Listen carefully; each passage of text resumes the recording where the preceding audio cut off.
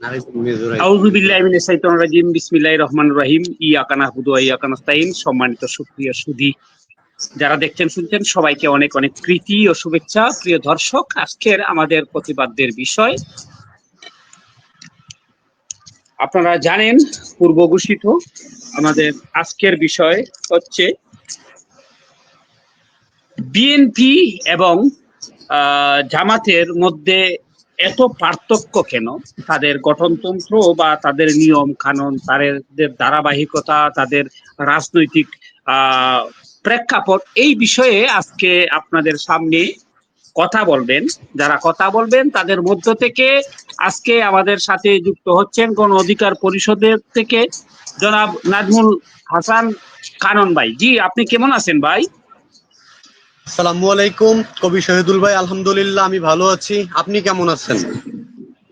জি আলহামদুলিল্লাহ, আল্লাহ ভালো রাখছেন। আপনি তো অবশ্যই ভালো আছেন। আমরা ধারাবাহিকভাবে আমরা প্রত্যেকের কাছেই যাব। আমি চলে যাচ্ছি, আমাদের সাথে যুক্ত রয়েছেন নেজামে ইসলামের পার্টির অন্যতম সদস্য জনাব উবাইদুল ভাই। জি, আপনি কেমন আছেন ভাই? আছি আলহামদুলিল্লাহ। আচ্ছা আচ্ছা, ধন্যবাদ আপনাকে। আমরা চলে যাচ্ছি বিএনপির নেতা জনাব মনিরুল ইসলাম রবি ভাই। জি, আপনি কেমন আছেন জনাব? আলহামদুলিল্লাহ। ধন্যবাদ। আমরা চলে যাচ্ছি আজকের আমাদের সুনামগঞ্জ ৩ আসন, যিনি ৩ আসনকে একেবারে শুষে বেড়াচ্ছেন, যিনি নির্বাচন করবেন ইসলামিক একটি দল থেকে, জনাব সৈয়দ তালহা আলম। জি জনাব, আপনি কেমন আছেন? এবং আজকের যে বিষয় আপনি অবশ্যই পূর্বে জ্ঞাত রয়েছেন, জামাতে ইসলাম আগামী যে নির্বাচন হবে বা আমরা দেখতে পারতেছি, জামাতে ইসলাম এবং বিএনপির মধ্যে মত পার্থক্য, শুধু মত পার্থক্য না, তাদের আদর্শিক জায়গাও অনেক ভিন্ন রকম দেখা যাচ্ছে। এবং তাদের রাজনৈতিক কৌশল এবং বিএনপির রাজনীতির কৌশল আসলে আমাদেরকে খুব বেশি একটা নাড়া দেয়। আপনি কেমন দেখেন এই বিষয়ে? এবং আমাদের নিজামুল ইসলাম উবাইদুল হক ভাই, আপনি মাইকটা অফ করে রাখবেন। কানন ভাই, আপনি মাইক অফ করে রাখবেন। জনাব সৈয়দ তালহা আলম, আপনার কাছে আসছি। জি, আসসালামু আলাইকুম রহমতুল্লাহ। এবং আপনার ভিউয়ার্স যারা অন্যান্য ধর্মাবলম্বী আছেন তাদেরকে আমার পক্ষ থেকে আদাব। সর্বপ্রথম ধন্যবাদ জ্ঞাপন করি আমাদের আজকের হোস্ট কবি শহীদ মিয়া ভাইকে উনার দাওয়াতের জন্য, এবং কৃতজ্ঞতা জ্ঞাপন করি যে এত ডিস্টিংগুইশড প্যানেল, বিশেষ করে আমাদের মনিরুল ইসলাম রবি ভাই, যিনি ভারতীয় পণ্য বয়কট আন্দোলনে দুর্দান্ত ভূমিকা রেখেছেন। আমি আমার পরিচয়টা একটু ক্লিয়ার করে বলতে চাই, যেহেতু ছোট দল করি। আমি 12 দলীয় জোটের মনোনীত সুনামগঞ্জ 3 আসনের প্রার্থী, যা বিএনপি জোটের মধ্যে আছে, এবং আগামীতে আমরা জোটবদ্ধ হয়ে নির্বাচন করার আশা জ্ঞাপন করছি। এখন যে কথাটা আপনি বলেছেন যে বিএনপি এবং জামায়াতের মানে দলগত সাংগঠনিক কৌশল ভিন্ন কেন? স্বাভাবিকভাবেই জামায়াতে ইসলামী এবং বিএনপি দুই ঘরানার দল। বিএনপি শুধুমাত্র একটি ইসলামী দল নয়, বিএনপি ইসলামী মূল্যবোধ সমৃদ্ধ একটি দল, যে অতীতে আপনার ইসলামের যে বিভিন্ন ধারা, প্রথমত সংবিধানে বিসমিল্লাহির রহমানির রহিম এড করা সহ, পরম্পরা আল্লাহর উপর বিশ্বাস সহ এই সমস্ত কিছু বিএনপি প্রতিষ্ঠাতা শহীদ রাষ্ট্রপতি জিয়াউর রহমান এগুলা সংযুক্ত করেছিলেন। আর জামায়াতে ইসলামী, কানন ভাই মাইকটা অফ করে রাখবেন। কানন ভাই মাইকটা অফ করে রাখবেন। জামাতে ইসলামী হলো একটি ইসলামী রাজনৈতিক দল, যারা বিভিন্নভাবে ইসলামের যিনি ইন্টারপ্রিট করেছেন সৈয়দ আবুল আলা মওদুদী সাহেবের যে আদর্শিক ইসলাম, সেই ইসলামের ইন্টারপ্রিটেশন ফলো করে তারা দল পরিচালনা করে থাকেন। স্বাভাবিকগতভাবে একটি সেকুলার দল এবং একটি ইসলামী দলের মধ্যে স্বাভাবিক রকমের পার্থক্য থাকবে। এখন আমরা আসি বিএনপি এবং জামাতের সাম্প্রতিক যে সমস্ত বিষয় নিয়ে যে ডিফারেন্সটা দেখা যায়, তার কিছু পর্যালোচনা করি। ধরেন আমরা বিগত দিনে যারা ফ্যাসিস্টের বিরুদ্ধে আন্দোলন সংগ্রাম করেছি, যারা মাঠে ছিলাম পরীক্ষিতভাবে, এখানে যে কানন ভাই আছেন তার দলের নূর রাশেদরা ছিল, আমাদের রবি ভাই আছেন, রবি ভাই তো নিজেই স্বয়ং মাঠে ছিলেন, আমরা স্বয়ং 12 দলীয় জোটের মাধ্যমে মাঠে ছিলাম এবং জামায়াতের কর্মীরাও তারা মাঠে ছিল। তবে কিছু কিছু জায়গায় দেখা গেছে যে জামায়াত কৌশলগতভাবে তারা আওয়ামী লীগের ভিতরে অনুপ্রবেশ করে। আমি এটাকে নেগেটিভ ভাবে দেখছি না, আমি এটাকে পজিটিভ ভাবেই দেখছি। তারা পরিচয় গোপন করে বিভিন্ন আওয়ামী লীগের পদ পদবি তারা নিয়েছেন, সেই কারণে হয়েছে কি বিভিন্ন সময় তারা ক্ষমতারও ব্যবহার করতে পেরেছিলেন। তো সেই জায়গাতে আপনি যদি বিএনপি কে দেখেন, আপনি হয়তো 2023 সালের একটা ঘটনা, বিএনপির কেন্দ্রীয় সহ সভাপতি যাকে বাড্ডায় আওয়ামী লীগের ওয়ার্ডের ছাত্রলীগের ছেলেরা ধরে বেদম প্রহার করেছিল। বিএনপির নেতৃবৃন্দরা সেই সমস্ত, যেমন আরেকটা ছেলে আছে বর্তমানে ছাত্র দলের সাংগঠনিক সম্পাদক আমানুল্লাহ আমান, তার সাথে আমি প্রেস ক্লাবে একই মিটিং এ ছিলাম, তো সে সম্প্রতি ছাড়া পেয়েছিল, ঠিক তখন আমি দেখেছি ওর নিজের হাতের এই নখগুলা উল্টিয়ে দেওয়া হয়ে গিয়েছিল। সো পোস্ট 2013 জামাতের যে নেতৃবৃন্দ যাদেরকে ফাঁসির আদেশ দেওয়া হয়, পরবর্তীতে জামাত একটা কৌশল গ্রহণ করেছিল যে তারা আওয়ামী লীগের সাথে ফেস টু ফেস তারা যায় নাই। সর্বশেষ একটা কথা বলতে চাই এই বিষয়ে, সেটা হলো 28 অক্টোবর 2023 সালে বিএনপি এবং সমমনা যুগপৎ আন্দোলনকারী দল, যেমন আমরা 12 দলীয় জোট, কানন ভাইরা গণ অধিকার পরিষদ, আমরা কিন্তু বিজয়নগর পানির ট্যাঙ্কের নিচে আমরা সমাবেশ করেছি। কানন ভাইরা করার কথা ছিল সকালে, আমাদের করার কথা ছিল বিকালে, আর বিএনপির করার কথা ছিল ওনাদের কার্যালয়ের সামনে, জামাতের করার কথা ছিল সকালে। আমরা কেউ কিন্তু সেই সময় আন্দোলনটা করতে পারিনি। আমাদের আন্দোলন টিয়ার গ্যাস মারা হয়েছে, আমাদেরকে ভালো করে পিঠ ঝাঁঝরা করে দেওয়া হয়েছে। এই যে আপনার জাহাঙ্গীর মেয়র এবং ভাতের হোটেলের হারুন সাহেবের নেতৃত্বে বিএনপির সমাবেশ লন্ডভন্ড করে দেওয়া হয়েছে। তবে মজার বিষয় এটা, জামায়াতে ইসলামী কিন্তু তাদের সমাবেশটা ঠিক মতো করতে পেরেছে এবং সুন্দরভাবে সমাবেশ করে যার যার বাড়িতে ফিরে গিয়েছে। তো কিছু জিনিস আপনি লক্ষ্য করবেন, জামাত কৌশলের মাধ্যমে আওয়ামী লীগের ভিতরে অনুপ্রবেশ করে ক্ষমতার কিছু ব্যবহার করতে পেরেছে, এটা আমি পজিটিভলি দেখছি, নেগেটিভলি বলছি না, এটা পজিটিভ। অনেকে বলে গুপ্ত বাহিনী এই সেই, হ্যাঁ তাদের কৌশলটা ভালো ছিল। তদ্রূপ হয়েছে কি, আজকে এই জামাতের যারা আছে সাদিক কায়েম সহ যারা এস.এম. ফরহাদ, এরা তো ছাত্রলীগের মানে পোস্টের নেতা ছিল, সবার সাথে মিলেমিশে থাকতে পেরেছে, সেই জন্য আজকে এসে তারা নির্বাচন করতে পেরেছে। সবার সাথে মিলেমিশে থাকার কারণে তাদের একটা অ্যাডভান্টেজ ছিল। তদ্রূপ ভাবে ছাত্রদলের ছেলেরা যারা যখন দেশ স্বাধীন হয়েছে, স্বাধীন হওয়ার পরে ওরা সংগঠিত হতে হতেই ওদের সময় লেগেছে। ঢাকা ইউনিভার্সিটি ওরা ঠিক মতো কাজ করতে পারে নাই, কাজ করতে না পারলে ভাই ভোট তো আসবে না। আপনি চিন্তা করেন, আমি আমার এক্সাম্পল দিয়ে বলি, আজকে সুনামগঞ্জ 3 আসনে আমি দুইবার আওয়ামী লীগের সাথে নির্বাচন করেছি। দুইবার নির্বাচন করার ফলে আমার যে পরিচিতিটা আছে, আজকে হয়তো বিএনপির লন্ডন থেকে প্রার্থীরা এসেছেন, আমার যে পরিচিতি আছে উনাদের কিন্তু জনগণের কাছে সেই পরিচিতি নাই, কারণ আমি কিন্তু মাঠে ময়দানে চষে বেরিয়েছি, যেটা আপনি পরিচয় দিয়েছেন। তো তারা মাঠে ময়দানে চষে বেড়ানোর সুযোগটা পেয়েছে, সেই জন্য তারা সেই সুযোগটা বর্তমানে কাজে লাগাচ্ছে। এখন আসুন বিএনপির রাজনীতি এবং জামায়াতের রাজনীতি ভিন্ন কিভাবে। জামায়াতে ইসলামী তাদের রাজনীতি সহনশীল পর্যায়ে, যেমন জামায়াতের আমির দেশ স্বাধীন হওয়ার পরপরই উনি বলে দিলেন আমি সবাইকে ক্ষমা করে দিলাম, উনি ওনার পক্ষ থেকে দল থেকে সবাইকে ক্ষমা করে দিয়েছেন। কিন্তু বিএনপির রাজনীতি হলো না, আমরা ক্ষমা করব না, যারা গণহত্যা চালিয়েছে, যারা এতদিন অন্যায় অবিচার করছে, তাদের আমরা বিচার করব, বিচারের আওতায় নিয়ে আসব। এই যে এখানে একটা ডিফারেন্স অবশ্যই আছে।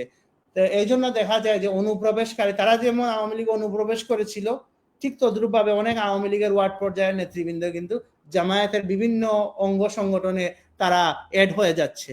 যেমন গতকালকেরই নিউজ যে আওয়ামী লীগের একজন ছেলেকে উদ্ধার করতে জামায়াতের একজন নেতৃবৃন্দ গেছেন জেলের মধ্যে, তাকে থানার মধ্যে, তাকে যেন আসলে ছুটিয়ে নিয়ে আসা যায়।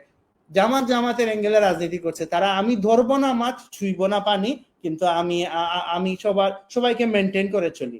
আর বিএনপি যেহেতু একটা বড় দল, যেহেতু আন্দোলন সংগ্রাম করেছে, যেহেতু মারপিট খেয়েছে, স্বাভাবিকভাবেই দড়ি মাছ ছুঁই পানির রাজনীতিটা বিএনপি করতে পারবে না।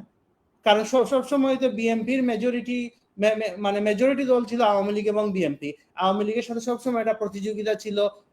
যখন আওয়ামী লীগ ফ্যাসিস্ট হয়ে গেছে তখন তারা প্রতিযোগিতায় থাকে নাই, এটা একটা প্রতিহিংসায় চলে গিয়েছিল। তো সবকিছু মিলিয়ে বিএনপি এখন আপনার চেষ্টা করবে যে যারা দোষী ছিল তাদের বিচার হোক। আর বিএনপি হলো এটা জাতীয়তাবাদী শক্তি। তারেক রহমান অলরেডি বলে দিয়েছেন সবার আগে বাংলাদেশ। সো বিএনপি ভারতকে কোনো সুবিধা দিবে না, যুক্তরাষ্ট্রকে কোনো সুবিধা দিবে না, সবার আগে বাংলাদেশটাকেই এগিয়ে নিয়ে যেতে তিনি যখন বলেছেন, স্বাভাবিকভাবে বিদেশি চক্র বিভিন্নভাবে বিএনপিকে কলুষিত করার চেষ্টা করবে। আমরা দেখতে পারতেছি যে বিভিন্ন জায়গায় বিভিন্ন ধরনের অপবাদ সৃষ্টি করা হয়, পুরাতন ভিডিও দিয়ে বলা হয় যে এরা টেম্পু স্ট্যান্ড দখল করতেছে, এরা এই করতেছে, এরা ওই করতেছে। পরবর্তী ফ্যাক্ট চেকের মাধ্যমে জানা যায় এটা পুরাতন ভিডিও, অনেকটা আওয়ামী লীগেরও ভিডিও। কিন্তু এই ফ্যাক্ট চেক তো আর সবাই করে না। 100 জন যদি জানে টেম্পু স্ট্যান্ড দখল করা হয়েছে, এর মধ্যে 5 জন হয়তো ফ্যাক্ট চেক করে, বাকি 95 জনকে ব্রেইন ওয়াশ করে দিয়ে দেওয়া হয়। সো বিএনপি কৌশলে একটু পিছিয়ে আছে জামাত থেকে। আমি মনে করি বিএনপির মিডিয়া যদি উন্নত করা হয় তাহলে আগামীতে তারা এই সমস্ত অপকৌশলের জবাব দিতে পারবে। ধন্যবাদ সৈয়দ তালহা আলম। আপনার কাছ থেকে আমরা যে পেয়েছি যে এস এম ফরহাদের বিষয়, ডাকসু নির্বাচনে সে জিএস প্রার্থী হিসাবে প্রতিদ্বন্দ্বিতা করছিল এবং তার প্রতিপক্ষ একজন বাম সংগঠনের একজন মহিলা তার উপরে মামলা করছিল এবং এইগুলি কিন্তু আবার প্রমাণ হয়নি। এবং আরেকজন এস এম ফরহাদ, তার বাড়ি সাতক্ষীরা, সে কিন্তু আবার লাইভে এসে বলছিল যে না আমি সাতক্ষীরার এবং আমি আওয়ামী লীগ করতাম, আবার সে জামাত করত। এটা কিন্তু প্রমাণ হয়েছে। আবার তিনি যে আপনি জামাতের যিনি শফিকুর রহমান, তিনি যে বলছিলেন যে আমি ক্ষমা করে দিলাম, তিনি তিনার পরবর্তী রিপ্লাই কথা বলছিলেন যে হ্যাঁ আমি ক্ষমা করে দিলাম, কি সাধারণ যারা এখানের মধ্যে যুদ্ধে যুক্ত হয়েছিল তাদেরকে আমরা ক্ষমা করে দিলাম, এই কথা। তবে যারা এখানের মধ্যে পূর্বে যারা ফ্যাসিস্ট হয়ে উঠছিল, যারা হাসিনাকে এভাবে তৈরি করছিল বা যারা দুর্নীতি করছে, লুটপাট করছে, বিভিন্ন ধরনের বিভিন্ন মামলা হামলা করছে, তাদেরকে আমরা ক্ষমা করে দিনি, এই কথাও কিন্তু তিনি রিপিট করছিলেন। ধন্যবাদ আপনাকে। আমি চলে যাচ্ছি আমাদের যারা বিএনপি নেতা মনিরুল ইসলাম রবি ভাই, জি আপনার কাছে আসছি। আপনি কেমন দেখেন বিএনপি এবং জামাতের যে এত পার্থক্য, তাদের আপনাদের গঠনতন্ত্র কি বলে এবং তাদের গঠনতন্ত্র কি বলে, আপনাদের গঠনতন্ত্র আপনাদের সদস্যরা মানে কিনা এবং তাদের গঠনতন্ত্র তারা তো অক্ষরে অক্ষরে পালন করছে, এই বিষয়টা আপনি কেমন দেখেন? জি, বিসমিল্লাহির রহমানির রহিম। সম্মানিত উপস্থাপক, আমার সাথে যারা অংশগ্রহণ করছেন, সম্মানিত আলোচক বিন্দু, যারা আমাদেরকে আপনার মাধ্যমে দেখছেন শুনছেন দেশের প্রবাসে, সকলকে আমার দল বিএনপির পক্ষ থেকে শুভেচ্ছা অভিনন্দন। পার্থক্য জামাত এবং বিএনপির মধ্যে আছে। সে পার্থক্যটা হলো জামাতে ইসলাম হলো ইসলামী দল, নিজেদেরকে দাবি করে ইসলামী দল, জামাতে ইসলামী। আর বিএনপি হলো ইসলামী মূল্যবোধ এর বিশ্বাসী একটা দল। আমরা বিএনপি হলো ইসলামী মূল্যবোধে বিশ্বাসী একটা সংগঠন, আর জামাতে হলো নিজেই ইসলাম। আমার এখানে একটা ঘটনা শোনেন শহীদ ভাই। আমাদের একটা বিখ্যাত হোটেল আছে, আমরা সকালে সবাই নাস্তা করতে যাই।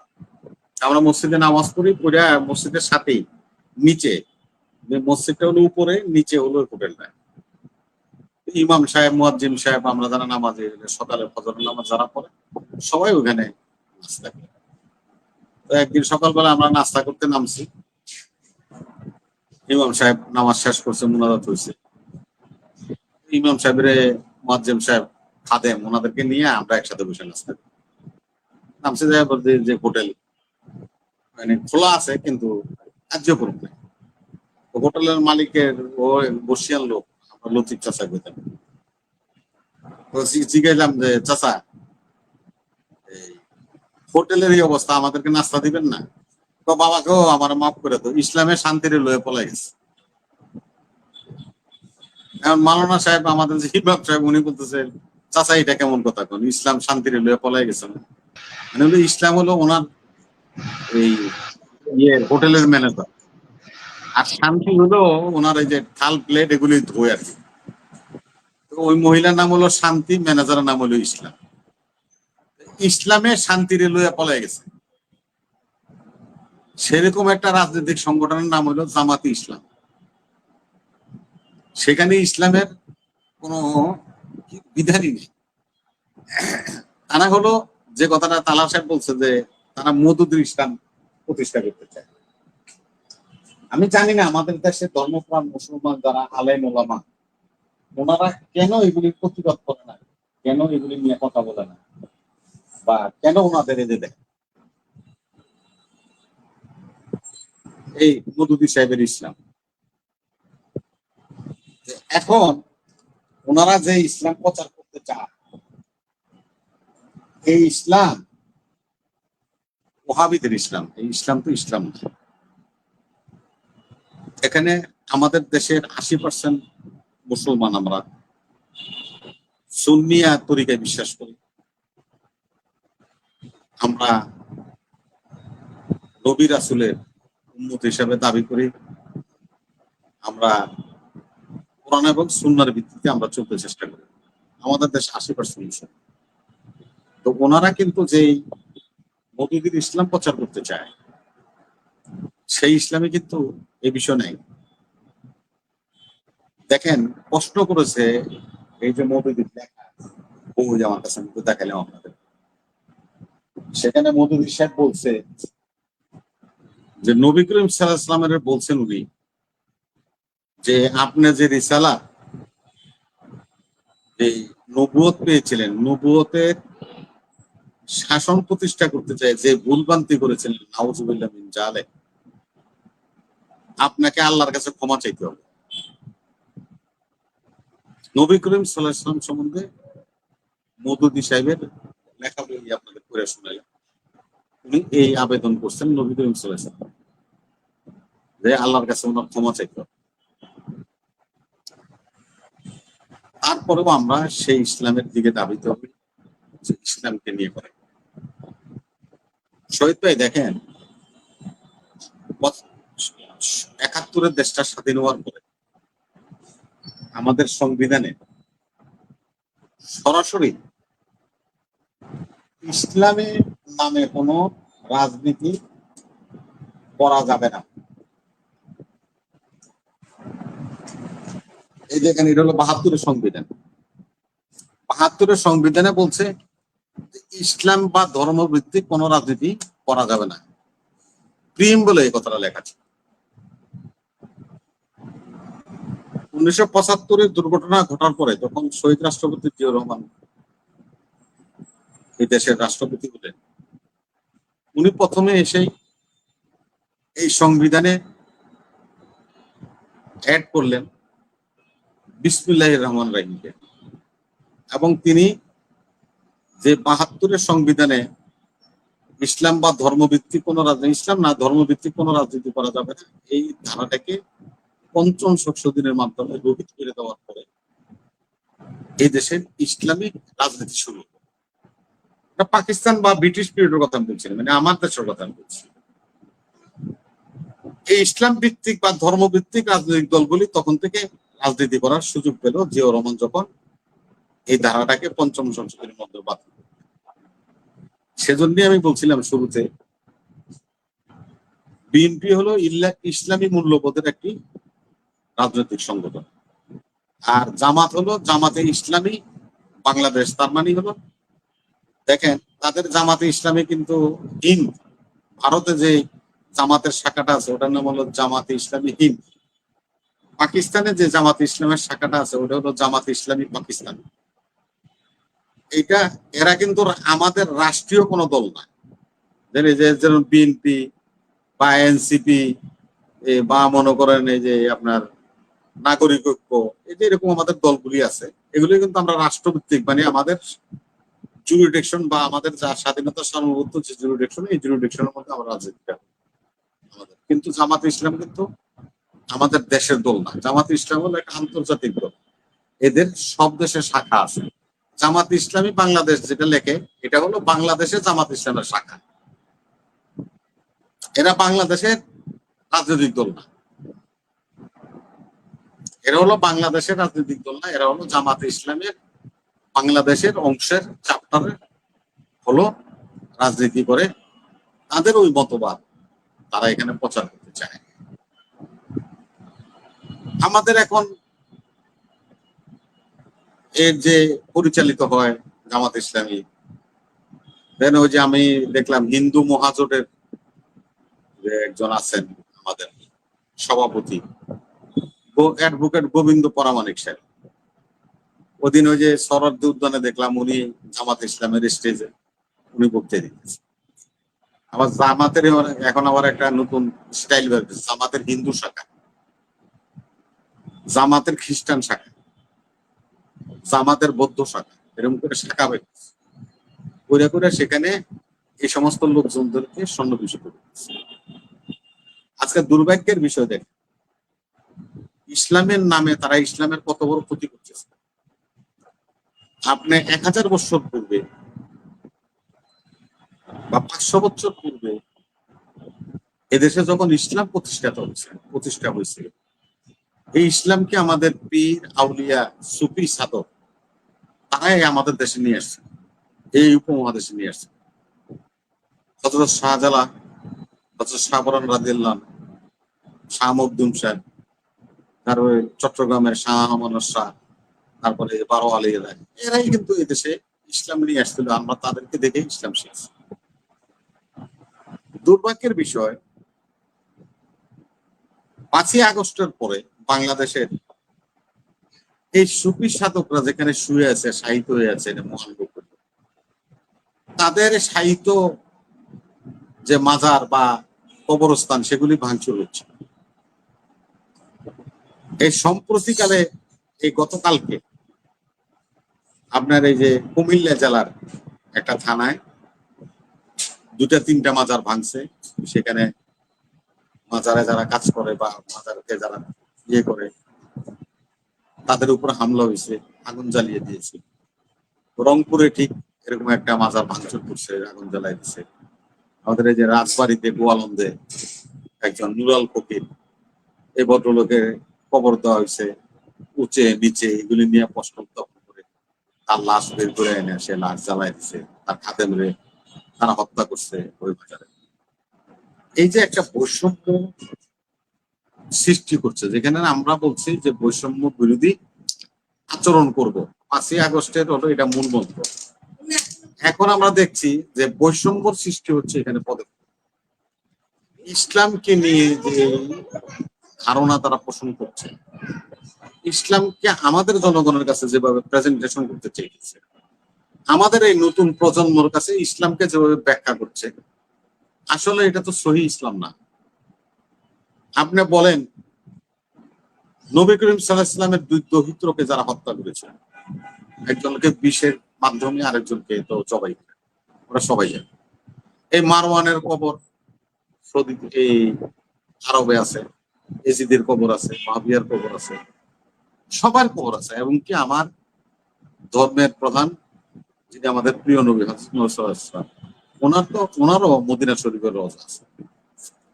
এবং রওজার পাশে দিয়ে দেখেন সমস্ত খলিফাদের বা আমাদের অন্যান্য ইসলামী মনীষীদের কবর কিন্তু সেখানে। আপনি কেন, আমরা যদি ইসলামী করে থাকি তো মারওয়ানের কবর থাকবে কেন, এজিদের কবর থাকবে, মুআবিয়ার কবর থাকবে? এরকম হিংসাত্মক মনোভাব ইসলামের মধ্যে। ইসলাম হলো শান্তির ধর্ম। ইসলামে যদি শান্তির লইয়া পলায় যায়, তো আপনি এই দেশে ইসলাম প্রচার করে শান্তি কোথায় প্রতিষ্ঠা করবেন? আপনার তো কোনো অসুবিধা নেই। আপনি বিদেশি টাকায় পৃষ্ঠপুষ্ট হয়ে এদেশে বিভিন্ন একটা রাজনৈতিক দল, আমি জীবনও কোনোদিন শুনি একটা রাজনৈতিক দল একটা পার্টি অফিসে থাকে না। আমরা ভাড়া করে বিভিন্ন জায়গায় পার্টি অফিস বানাই, ভাড়া দিই, সেখানে বসে আমরা রাজনীতি করি, নিজস্ব কোনো সম্পদ থাকে না। আর আপনাদের কি 11টা হলো ব্যাংক আছে, আপনাদের ইসলামী ব্যাংক সহ 11টা ব্যাংক আছে, ব্যবসা প্রতিষ্ঠান, আপনার 15 থেকে 16টা ইন্স্যুরেন্স আছে, আপনাদের হসপিটাল আছে, আপনাদের ইউনিভার্সিটি আছে, আপনাদের ইমিগ্রেশনের ট্রাস্ট আছে। এটা তো একটা business party. Not a political party. এরা কি ইসলাম প্রচার, কি ইসলামের মূল্যবোধ তারা প্রতিষ্ঠা করে? এটা তো টোটালি একটা বিজনেস পার্টি। এরা হলো ব্যবসায়িক মনোভাব নিয়ে। মনির ভাই, আমি আপনাকে বলেন। আমি পয়েন্ট অফ অর্ডারে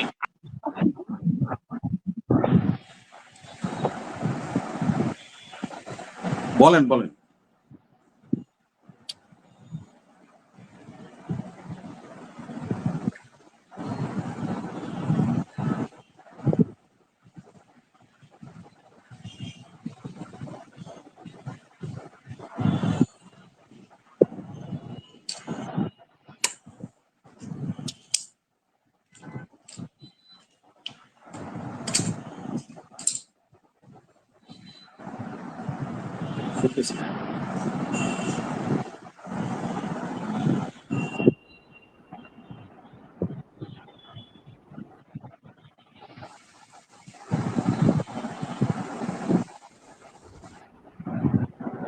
শহীদ ভাইয়ের মনে হয় নেটওয়ার্কের সমস্যা। হ্যাঁ, নেটের সমস্যা ওনার, মানে প্রায় ওনার এই হয়। আমার আবার একটা শো আছে, তো আমি চলে যাবো। আমি চিন্তা করলাম যে আমি একটু ওইটা চলে যাই।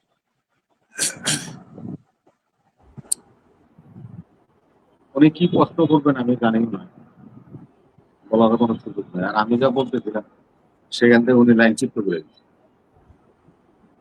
এই জন্যই আমরা বলি যে ধর্মভিত্তিক রাজনীতি যেটা চালু করতে চায় আমাদের এই উপমহাদেশে, যারা ইসলাম নিয়ে আসছে তারাও ইসলাম কায়েম করছে, তারাও কিন্তু এই ধরনের রাজনৈতিক দল তৈরি করে দেয়। শাহপরান সাহেবেরও দল নেই, শাহজালাল সাহেবেরও দল নেই। আমাদের বাংলাদেশে যারা আমাদেরকে ইসলাম শিখেছে তারা কেউ পার্টি করে না, তারা রাজনীতি করে না। তারা ধর্মকে ধর্মের জায়গায় ব্যবহার করেছে। সরকার হয়তো বিভিন্ন জন হয়েছে, পাকিস্তানে বলে পাকিস্তানিরা সরকার আছে, বাংলাদেশে বলে বাংলাদেশিরা সরকার করছে, কিন্তু ওনারা কোনো দল করে যায় নাই বা দলের উত্তরাধিকারী রেখে দেয়। এখন আমার দেশে যারা ইসলাম বাস্তবায়ন করলো তারা কোনো পার্টি করলো না। আপনারা কই থেকে বই পর জায়গা লইলেন, জামাতে ইসলামী হিন্দের থেকে হইলেন জামাত ইসলামী বাংলাদেশ, জামাত ইসলামী পাকিস্তান।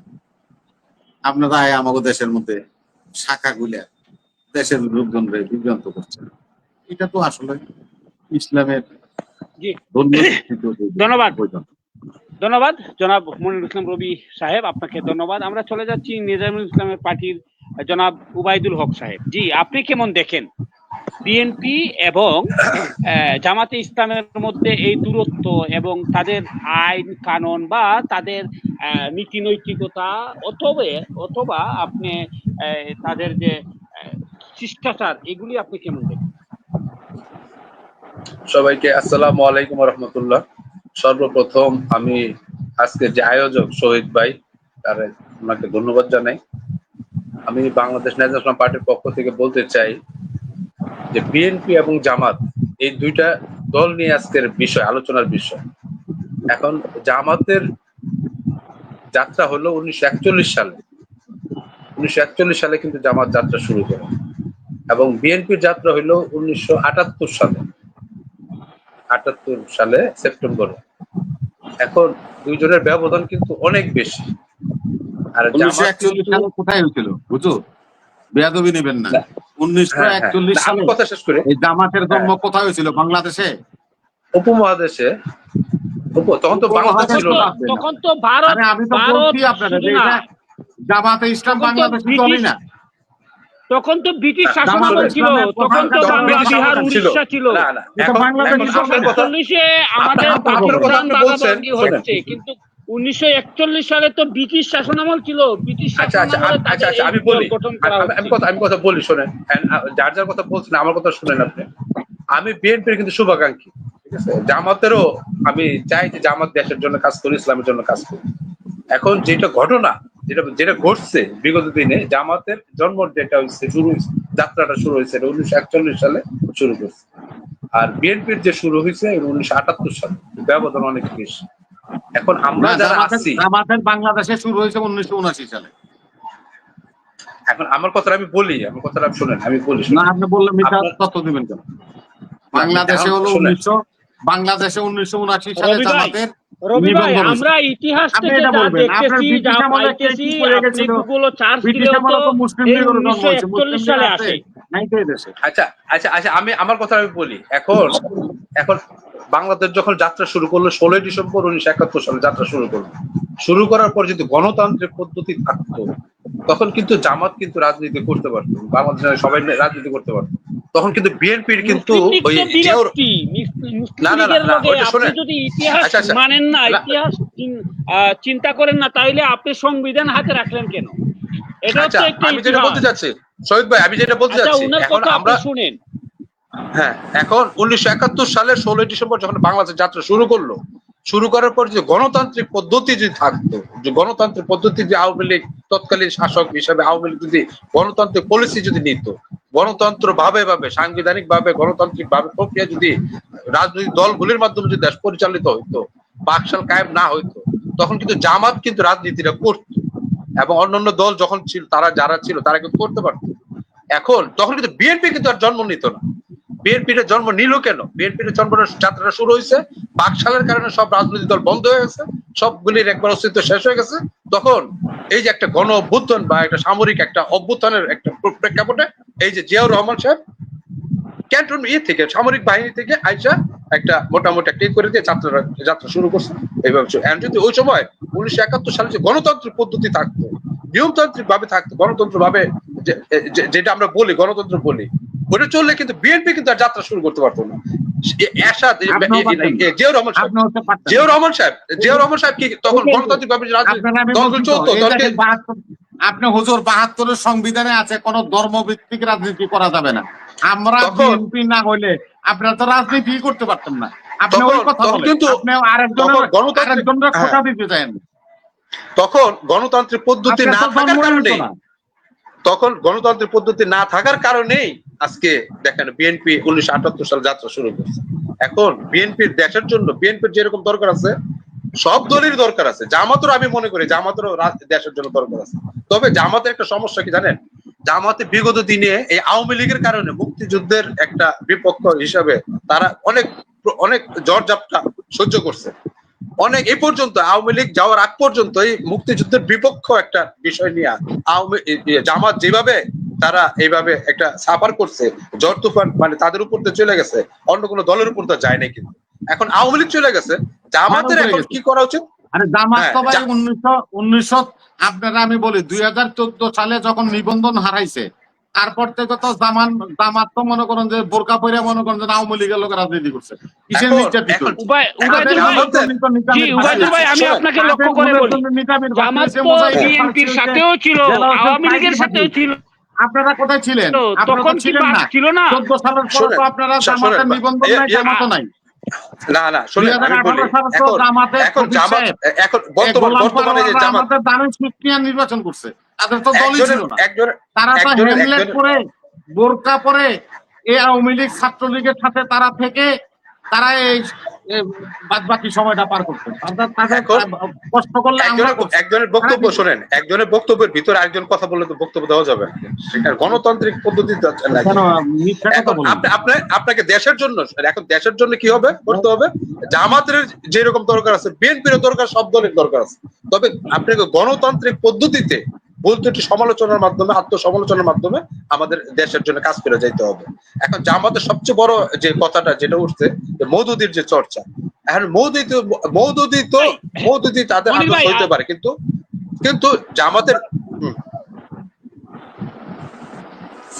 জামাতের বর্তমান যে নেতৃত্ব আছে,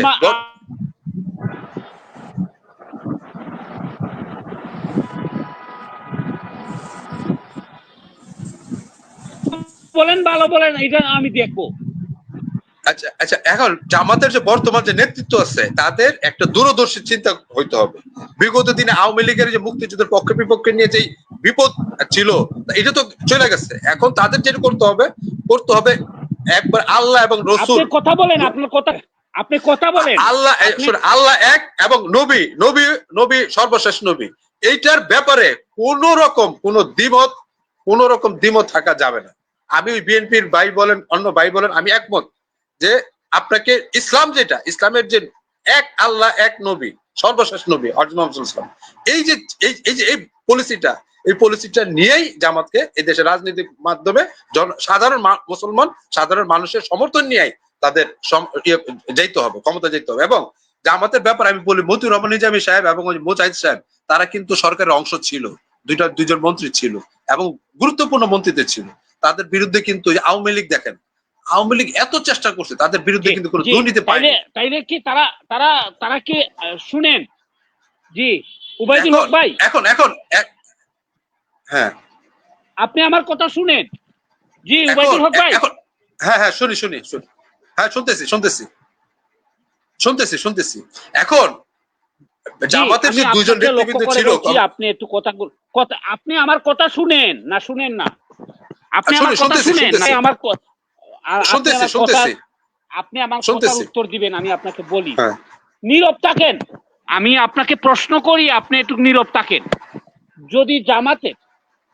যদি জামাতের আদর্শিক জায়গা যদি না থাকতো, যেভাবে দেশ পরিচালনা করছে, আপনি দেখেন যখন কাদের মোল্লাকে ফাঁসি দেওয়া হয় বা আদেশ করা, সাইদি সাহেবের ফাঁসির আদেশ দিবে, সেই দিন 200 মানুষ মারা গেছে। আপনি কি চিন্তা করছেন? এই যে খালেদা জিয়াকে যখন ঘর থেকে বাহির করে দেয়, তখন কি 2 জন মানুষ মারা গেছে? যখন তারেক রহমানের মাজা ভাঙ্গে, তখন কি তার পক্ষে কি 2 জন মানুষ মারা গেছে? এই যে বিষয়, এই বিষয়টা আপনি কিভাবে দেখবেন? তাদের যদি আদর্শ নাই থাকে, তাইলে তাদের পক্ষে কেন মানুষ মারা যায়? এটা কি পাগল? ওরা কি পাগল হয়ে মারা যায়? আচ্ছা যাক, আমি যেটা বলতে যাচ্ছি, দেশের জন্য জামাতের যেরকম দরকার আছে, বিএনপিরও দরকার আছে, সব দলের দরকার আছে। এখন বিএনপি জামাতের ব্যাপারে আমি একটা কথা আমি সবসময় বলবো, সবাই বলবে যে আপনারা আল্লাহ এবং নবীর ব্যাপারে কোন রকম আপোষ করেন না, এটার ব্যাপারে আপনার চিরন্তন থাকবে জিনিসটা। আর জামাতের ব্যাপার প্রশংসা যেটা করতে হয়, তারা কিন্তু দুর্নীতি তুলনা অপেক্ষাকৃত কম। অন্যান্য দলের নেতৃবৃন্দ যেই রকম দুর্নীতির অভিযোগ পাওয়া যায়, জামাতের নেতৃবৃন্দের ভিতরে কিন্তু দুর্নীতির অভিযোগটা মোটামুটি চর্চাটা কম বলে আমাদের মনে হয়।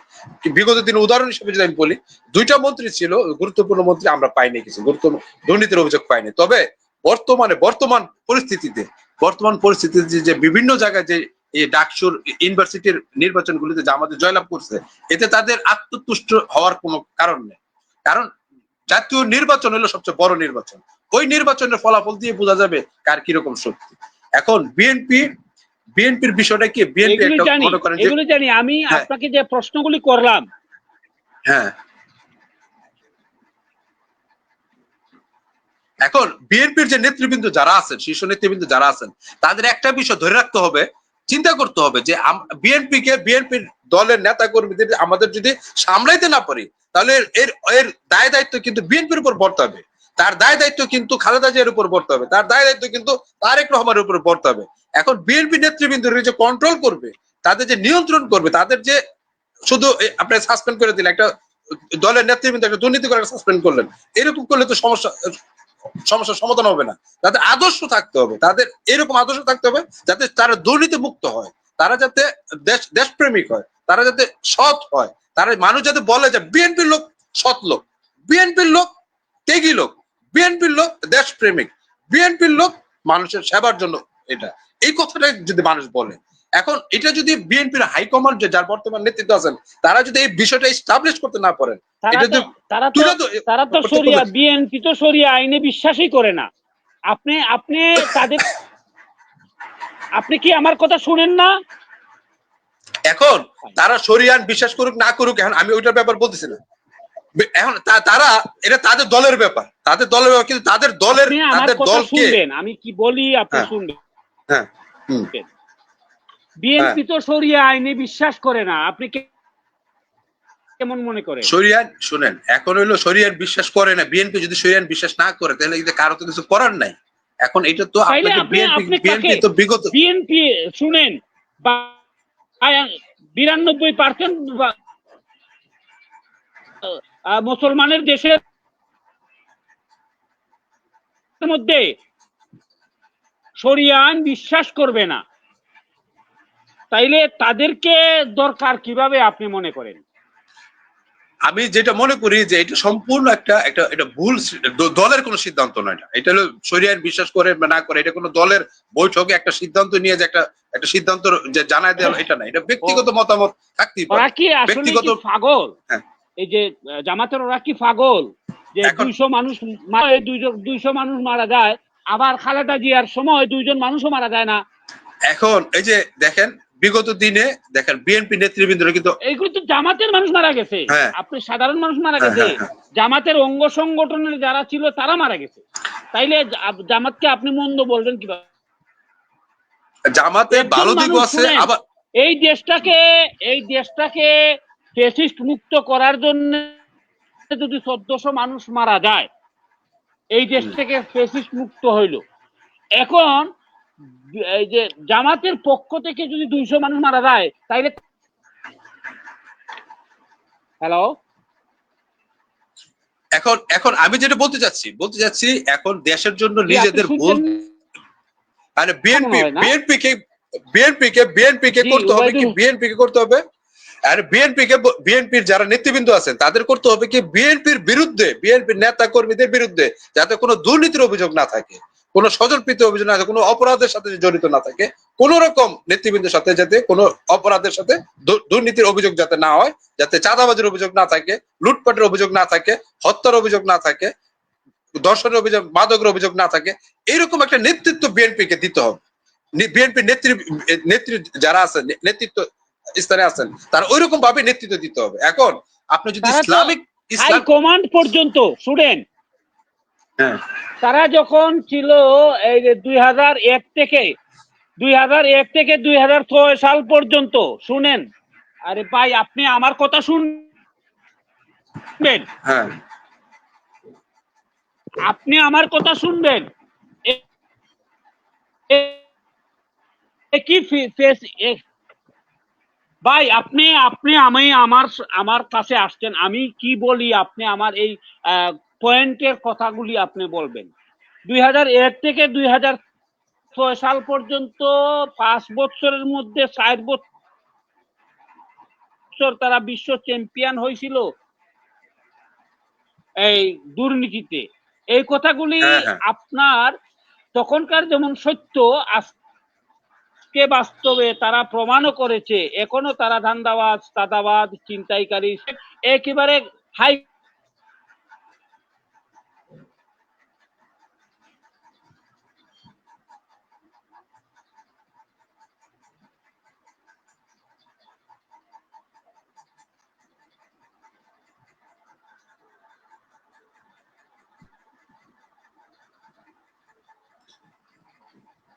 এখন ধন্যবাদ।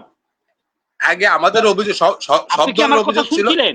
এখন সব ধরনের অভিযোগ ছিল জি, এখন আওয়ামী লীগের বিরুদ্ধে, কারণ আওয়ামী লীগ নাই। এখন যদি আমরা আপনি নিজেরা আমার কথা নিজেরা শুনছেন? খাতা ছড়াছড়ি, শুনছি শুনছি শুনেন নাই? এখন আপনার না শুনছি, এখন আপনি যেটা বলতে চাচ্ছেন যে বিএনপির জি, বিরুদ্ধে আগে অভিযোগ ছিল, আচ্ছা ধন্যবাদ। আপনি দুর্নীতিতে চ্যাম্পিয়ন ছিল। সবসময় ক্লিয়ার থাকবেন। জি, হ্যাঁ সৈয়দ তালহা আলম, আমি আপনার কাছে আসছি। আমাদের উবাইদুল হক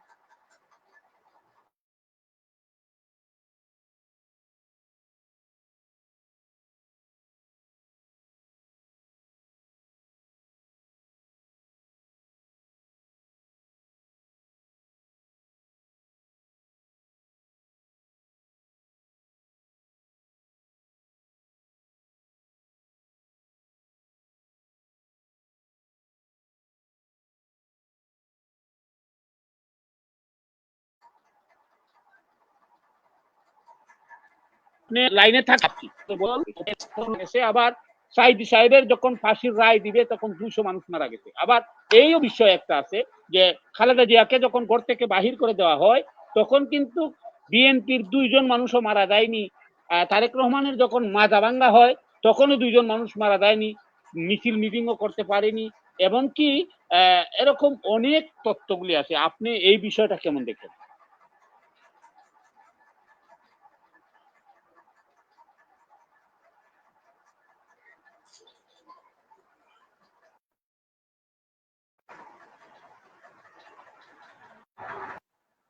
জি, সৈয়দ তালহা আলম সাহেব, আপনাকে আমি বলছিলাম, আপনি শুনছেন না?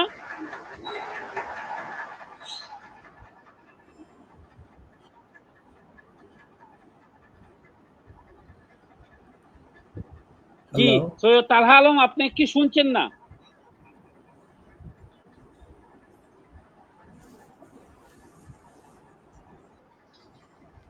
হ্যালো,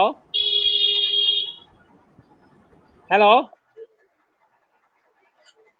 উনি শুনতেছে না, এটা আমি বলি। হ্যাঁ বলেন, শহীদ ভাই, বলেন, বলেন। এখন বিষয়টা হলো কি, বিষয় হলো কাদা ছোড়াছুরি এখন করার সময় নেই। এখন কাদা ছড়া মানুষের জন্য কাজ করতে হবে।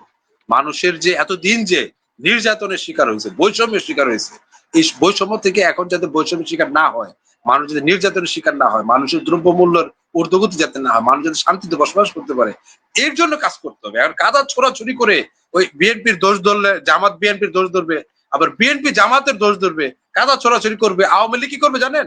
আওয়ামী লীগ হাসাহাসি করবে, কর তোরা কাদা ছোড়াছুরি কর, আমরা হাসাহাসি করি। আওয়ামী লীগরে হাসাহাসির সুযোগ দেওয়া যাবে না।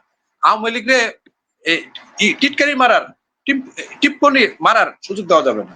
আমাদের ভিতরে একতাবদ্ধ থাকতে হবে, একতাবদ্ধ থাকতে হবে। বিভিন্ন দলের মাধ্যমে দেশের জন্য কাজ করতে হবে, জনগণের জন্য কাজ করতে হবে, ইসলামের জন্য কাজ করতে হবে। এখন 92% মানুষ মুসলমান। এখন বিএনপির যদি মনে করে যে না, আমরা বিএনপি মুসলমান, বিএনপি মুসলমান, তাদের জন্য আমরা কাজ করবো না, তাহলে আপনি কি মনে করেন যে সাধারণ মানুষের সমর্থনটা বিএনপিতে দিকে থাকবে? এটা তো থাকবে না। সেই কারণে বিএনপিকে দলের স্বার্থে, জনগণের সমর্থনে আপনাকে ইসলামের জন্য কাজ করতে হবে। ইসলামের জন্য কাজ করতে গেলে তখন কি হবে, সাধারণ মানুষের সমর্থনটা বিএনপি পাবে। আর সবচেয়ে বড় যে কথাটা হইলো, এখন হলো কাজের সময়, এখন কাদার ছড়াছড়ির সময়। এখন হলো আপনি আপনি মনে করেন যে নির্বাচন পিয়ার নিয়ে করতেছে, মানে পিয়ারের পক্ষে পিয়ারের বিপক্ষে নিয়ে গণতন্ত্র থাকবে, দ্বিমত থাকবে। দ্বিমত থাকা মানেই কি কেউ কারো শত্রু না। জামাতও বিএনপির শত্রু না, আবার বিএনপিও জামাতের শত্রু। শত্রু ভাবে চিন্তা করলে হবে। যারা আমাদের বিপক্ষে ছিল, এটা আওয়ামী লীগ, আমরা সবাই মিলে আওয়ামী লীগের বিপক্ষে আমরা অবস্থান নিচ্ছি। আওয়ামী লীগ চলে গেছে, এখন কারো বিপক্ষে অবস্থান নেওয়ার এখন সময় নেই। এখন কারো বিপক্ষে অবস্থান নেওয়া সঠিক হবে না। যদি কারো কোনো দলের বিপক্ষে অবস্থান না হয়, এটা মনে করি যে এটা হলো একটা সম্পূর্ণ একটা দূরদর্শী যার প্রকাশ পায় না। এখন আপনাকে কি করতে হবে? আচ্ছা, আওয়ামী লীগের তাইলে আমি আওয়ামী লীগ জি, আওয়ামী লীগ আপনি বাদ শুনেন। দিয়ে, আওয়ামী লীগ চলে গেছে, আওয়ামী লীগের জি, আপনি শুনেন। আওয়ামী লীগ বাদ দিয়ে যেই দলগুলি আপনি আছে শুনেন, এর আমি ভিতরে আপনাকে বলি। আপনি সৈয়দ তালহা আলম, মনিরুল ইসলাম রবি ভাই, এগুলি বুঝতে, সৈয়দ তালহা আলম, মনিরুল ইসলাম রবি ভাই যে কথাগুলি উপস্থাপন করে গেছিলেন জামাতের ব্যাপারে, এই বিষয়গুলি কি আসলে আপনি কাদা চুরাচুরি করতে পারবেন না বা করবেন না, কিন্তু রবি ভাই কি এইগুলি ছাড় দিচ্ছেন? আসলে তাদের সাথে যখন ছিল তাদের সঙ্গী ছিল, আর তাদের সাথ থেকে যখন সরে গেল তখন জঙ্গি। আবার দেখবেন এক স্টেজে তারা বিভিন্ন ভাবে হাত মিলানো হয়, বিভিন্ন হাত তুলা দেওয়া হয়, বিভিন্ন সময় একই প্লেটে ভাত খাওয়া হয়। আসলে আমরা জনগণকে, আপনিও যেভাবে বলছেন যে এই জন্য কাদা চুরাচুরি, তাইলে আমাদের জনগণকে কি আসলে আমরা কি ফিটার খাই? আমরা জনগণ কি ফিটার খাই? আমরা যাকে মনে হয় তাকে, আমরা কি কিছু বুঝি না? বুঝার মতো কোনো জ্ঞান নাই।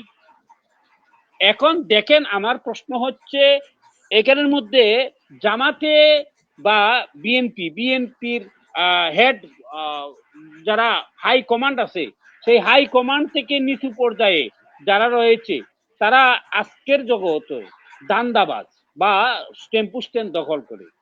তারা এরকম কোনো ধরনের কোনো নজির আছে কিনা এই বিষয়টা আপনি বলতে পারবেন কি? না, এখন আমি আমি যদিও দুর্নীতির অভিযোগ থাকে, আমি কোনো দুর্নীতির অভিযোগ তো করতে চাই না। আমি আমি আমি যেটা চাই, বিগত দিনে কি হয়েছে না হয়েছে এটা আমরা দেখার বিষয় না। এখন বিএনপি কে দুর্নীতি মুক্ত থাকতে হবে। বিএনপি কে কোন রকম অভিযোগ তো যাতে না করা যায়, এরকম ভাবে বিএনপি কে নেতৃত্ব দিতে হবে। বিএনপিটা পরিচালিত হবে দুর্নীতি মুক্ত হিসেবে, মানুষের জন্য কাজ করার জন্য বিএনপি করতে হবে। এখন বিএনপির যদি কোনো অভিযোগ থাকে থাকে এটা বিএনপির যার নেতৃত্বে আছেন তারা এটারে শক্তভাবে আপনাকে এটা ব্যবস্থা নিতে হবে, যাতে বিএনপির উপর সাধারণ মানুষ আস্থা থাকে, যাতে আওয়ামী লীগের কথা মানুষ ভুলে যায়। আওয়ামী লীগের আজকে যদি বিএনপির বিরুদ্ধে অভিযোগ থাকে, তখন মানুষ কিন্তু বলবে যে আওয়ামী লীগে ভালো ছিল।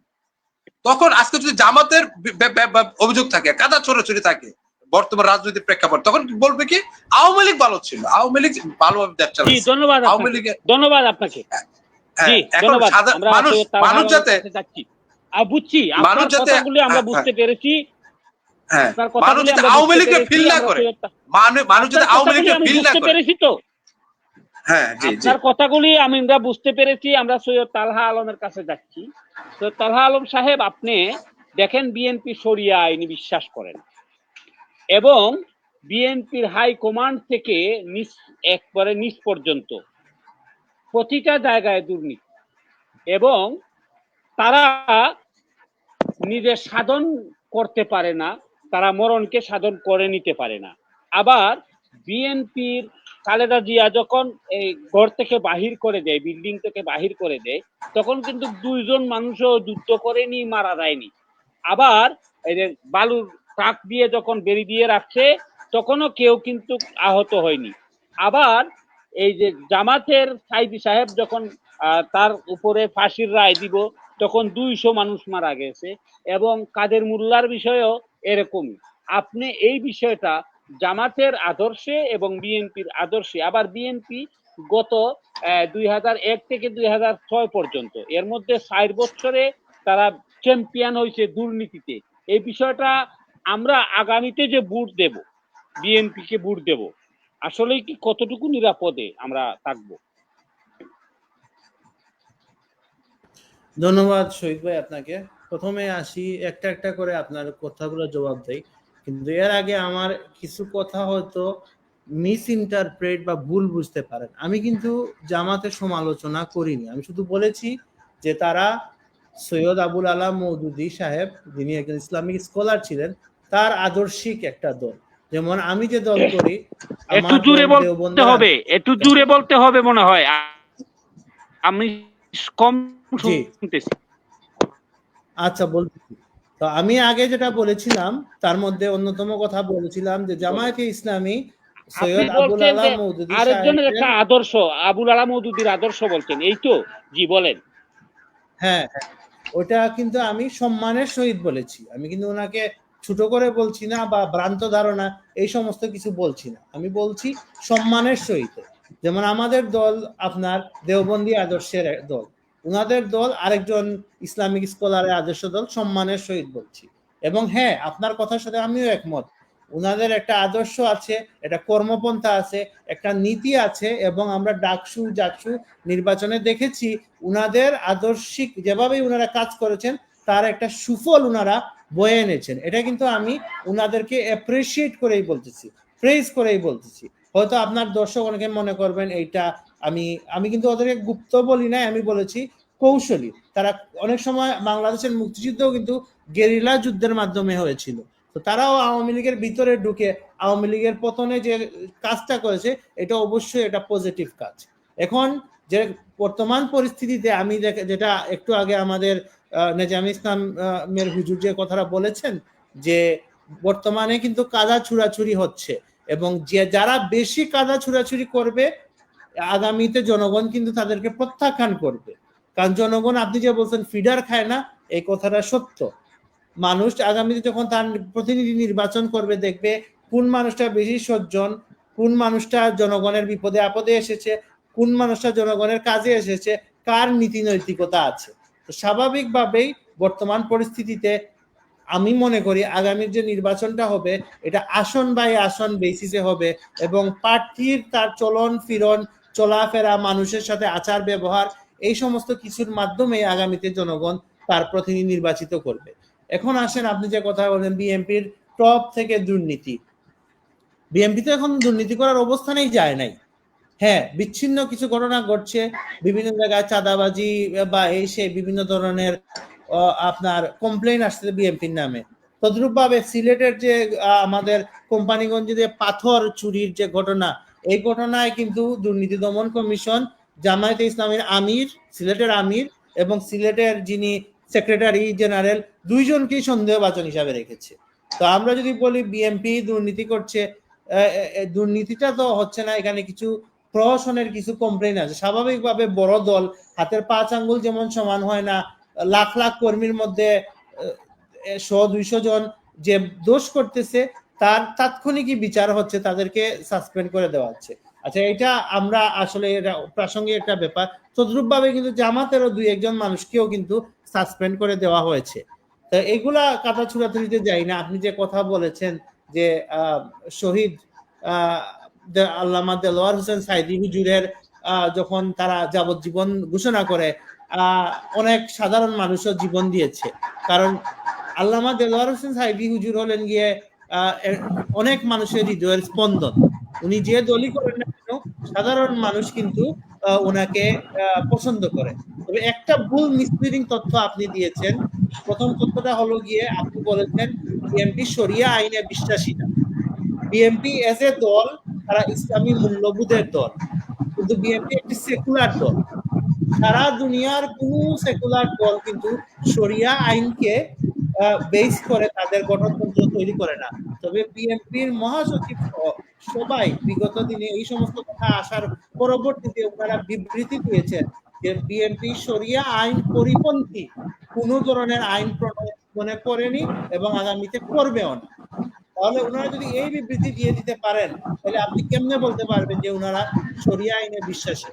দ্বিতীয়ত, আপনি বলেছেন যখন ম্যাডাম খালেদা জিয়াকে বালু ট্রাকের মাধ্যমে ফ্যাসিস্ট সরকার আটকে দেয়, আমি অন্য জায়গায় বলবো না, আমি সিলেট শহরের বাসিন্দা, সিলেট শহরে আমার বর্তমান ঠিকানা, আমি বাসায় থাকি। সিলেট শহরের কোর্ট পয়েন্টে বিএনপি নেতৃবৃন্দর সাথে আওয়ামী লীগের নেতৃবৃন্দের গুলাগুলি সহ অনেক ধরনের আন্দোলন সংগ্রাম হয়। পুলিশ এবং আওয়ামী লীগ নেতৃবৃন্দ মিলে বিএনপি নেতৃবৃন্দ তৎকালীন সময় স্বেচ্ছাসেবক দলের সভাপতি অথবা সহসভাপতি ছিলেন অ্যাডভোকেট শামসুজ্জামান জামান, তার নেতৃত্বে কিন্তু ওই আওয়ামী লীগের সবার বিরুদ্ধে একটি হামলা হয় এবং সেই হামলা হয়তো ওনারা কি করতে পারেন নাই, সাস্টেন করতে পারেন নাই, কারণ আওয়ামী লীগ, পুলিশ, র্যাব মিলে ওনাদেরকে দাওয়া দেয়। তো আপনি যে বলছেন কেউ মারামারি করে নাই, কেউ আসে নাই, আমি প্রত্যক্ষদর্শী, আমি নিজের চোখে দেখেছি সিলেট শহরে এই ঘটনা ঘটেছে এবং এরকম ঘটনা সারা দেশ জুড়ে ঘটেছে। কিন্তু দুঃখের বিষয় হলো এই যে ট্যাঙ্ক, বালু ট্রাক দিয়ে ম্যাডাম খালেদা জিয়াকে ঘিরে রাখা হয় এবং আমার দলের মহাসচিব ডক্টর গোলাম মহিউদ্দিন ইকরাম, যিনি ছাত্র জমিয়তের সারা বাংলাদেশের অখণ্ড জমিয়তের সভাপতি ছিলেন, তিনি কিন্তু ওই দিন নিজে আন্দোলনে ছিলেন ম্যাডাম খালেদা জিয়াকে গ্রেফতার করতে যখন আসে তখন। তো আপনি যে এই যে তথ্যটা দিলেন, এই তথ্যটাও ভাই ভুল। যেরকম বিএনপির মানুষ তাদের নেতা এবং নেত্রীকে ধরার কারণে আন্দোলন সংগ্রাম করেছে, তদ্রুপভাবে জামাতের মানুষও করেছে। এই দিক থেকে কিন্তু দুই দল সমানে সমান, কেউ কাউকে কখনো ছেড়ে যায়নি। দয়া করে বিভ্রান্তিমূলক তথ্য দিলে হয় কি, মানুষ এগুলো বিশ্বাস করে বসে। এই যে একটু আগে আমি বলেছিলাম যে ফেসবুকের মাধ্যমে বিভিন্ন ধরনের প্রপাগান্ডামূলক কথা আসে, এই কথাগুলো কিন্তু সবসময় সত্য হয় না।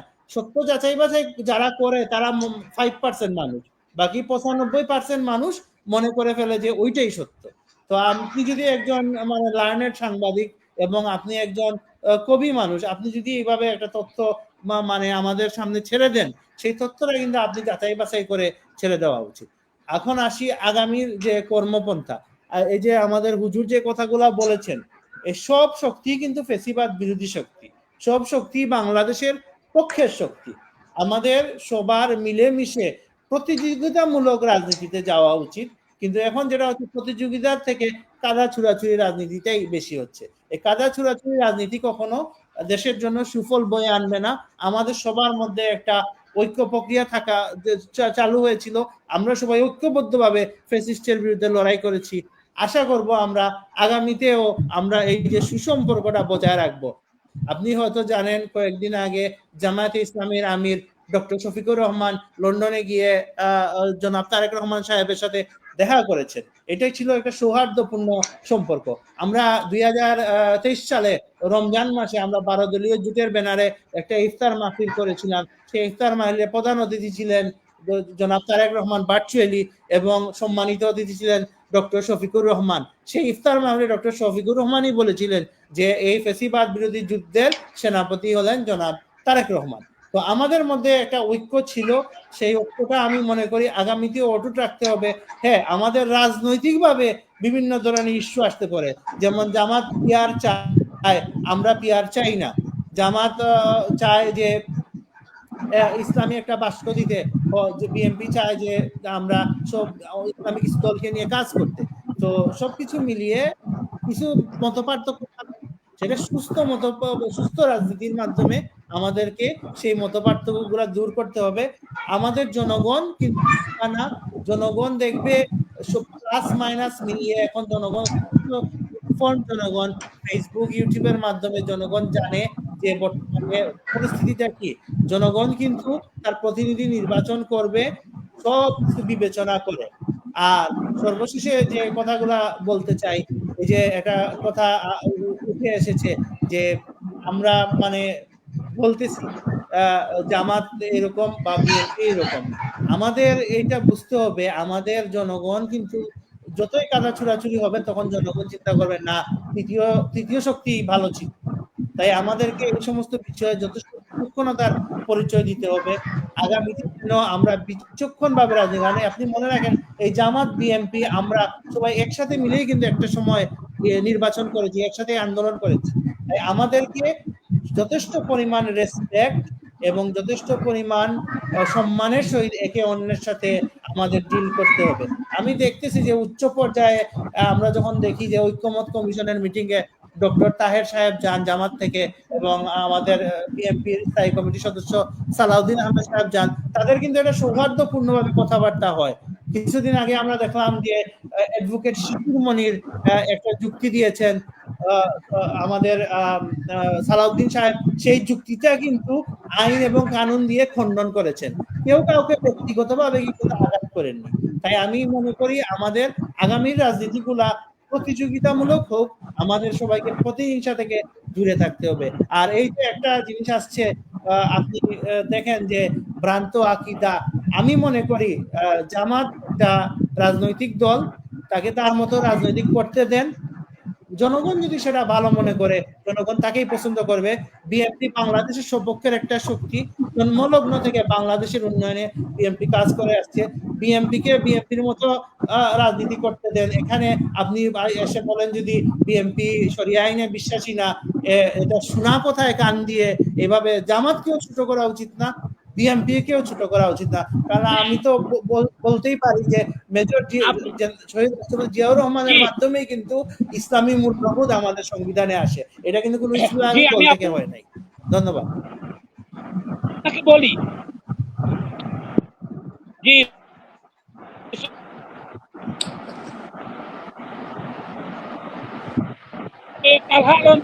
আর শহীদ ভাই, আমার আরেকটা মিটিং আছে। ধন্যবাদ আপনাকে। আমি আপনার দর্শকের কাছে বিদায় নিয়ে, এই কথাটা তো মির্জা ফখরুল ইসলাম আলমগীর বলছেন।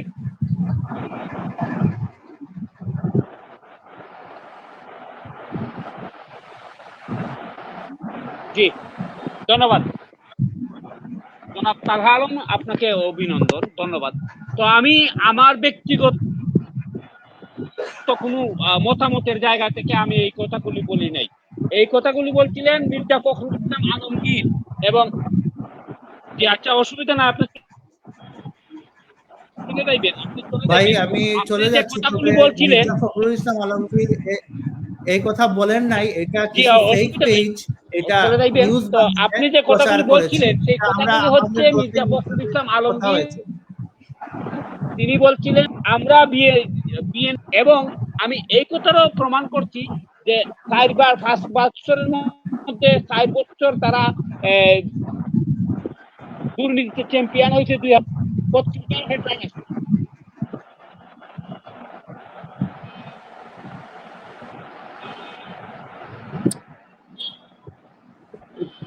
কবি শহীদ ভাইয়ের এই কথার জবাব যে মির্জা ফখরুল ইসলাম আলমী কখনো বলেন নাই তিনি শরিয়া আইনে বিশ্বাস করেন না, এটা সম্পূর্ণ ভ্রান্ত কথা। এটা কিছু ফেসবুক পেজ সাজিয়ে রংচটা করে বলেছে। এর পরবর্তীতে মির্জা ফখরুল ক্লিয়ার করে বলেছেন যে বিএনপি শরিয়া পরিপন্থী কখনো কোনো আইন করবে না। আমরা একটা ইসলামী দল হিসাবে ওনাকে জিজ্ঞেস করেছিলাম, এই কথাটাই উনি বলেছেন।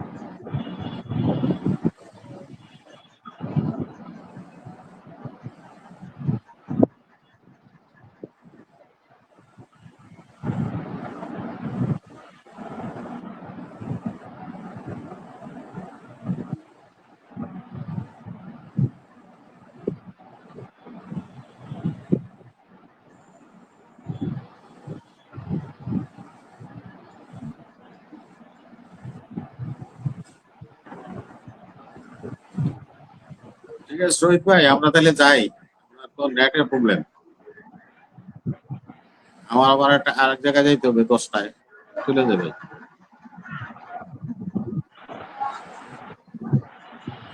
আপনার নেট ঠিক করেন, নেট ঠিক করেন। এত দুর্বল নেট নিয়ে ইয়ে চালান যায় না, ফেসবুক চালানো যায় না, শো চালানো।